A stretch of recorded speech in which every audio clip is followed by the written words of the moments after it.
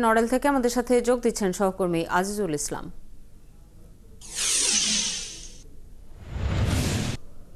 আজিজুল, ঢাকার সাথে সরাসরি যে রেল যোগাযোগ শুরু হচ্ছে এ নিয়ে প্রস্তুতি কেমন দেখছেন এবং নড়াইলবাসী এত বছর পর রেল সেবা পাবেন এ নিয়ে তাদের প্রতিক্রিয়া কেমন? শাওন, প্রথমে জানিয়ে রাখি যে নড়াইল থেকে ঢাকায় যে রেল স্বাধীনতার 54 বছর পরে এসে যে রেল পথ চালু হচ্ছে তার জন্য আসলে নড়াইলবাসী খুবই আনন্দিত এবং উৎফুল্লিত।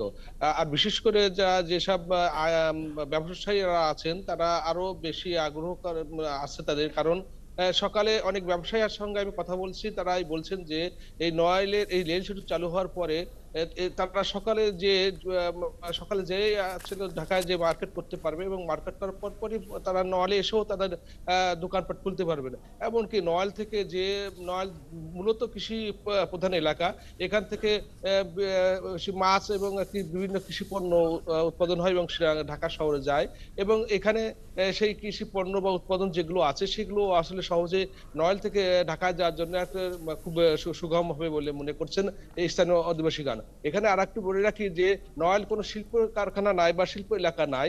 এই রেল পথ চালু হওয়ার পরে অনেকেই আশা করছেন যে নওয়ালেও হয়তো ভবিষ্যতে শিল্প এলাকা হিসেবে গড়ে তুলবে। এখানে যেটি প্রচুর জায়গা জমি আছে এবং সেখানে শিল্প এলাকা যারা উদ্যোক্তা আছে তারা এখানে শিল্প এলাকায় বিভিন্ন শিল্প কারখানা গড়ে তুলবে এবং শিল্প যখন গড়ে তুলবে এবং এখানে শিল্প এলাকা হিসেবে গড়ে তুললে এখানে বেকার সমস্যাটাও সমাধান হবে বলে আশা করছেন। এছাড়াও বলি যে 24 তারিখ থেকে যে রেল এখানে উদ্বোধন হবে, এখানে মূলত মোট 4টি রেল চলাচল করবে বলে আমাদেরকে রেল কর্তৃপক্ষ আমাকে জানিয়েছেন।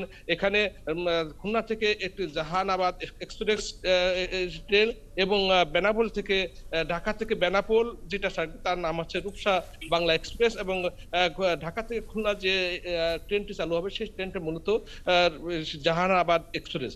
এটা খুলনা থেকে সকাল 6টার সময় সে ঠিক নওয়ালে এসে পৌঁছবেন আসলে বিকাল, নওয়ালতে এসে পৌঁছবেন সকাল 7টা 15 মিনিটের সময়, এবং সেখান থেকে কিন্তু আমরা ঢাকা পৌঁছবো আসছে 9টা 45 মিনিটের সময়। অর্থাৎ নওয়ালের থেকে যারা অনেক চাকরিজীবী যারা আছেন তারাও কিন্তু সকালের এই ট্রেনে করে সহজে তারা নওয়াল থেকে ঢাকা যাবে এবং ঢাকায় যে আপনাকে অসংখ্য ধন্যবাদ আমাদের সাথে যুক্ত হবার জন্য।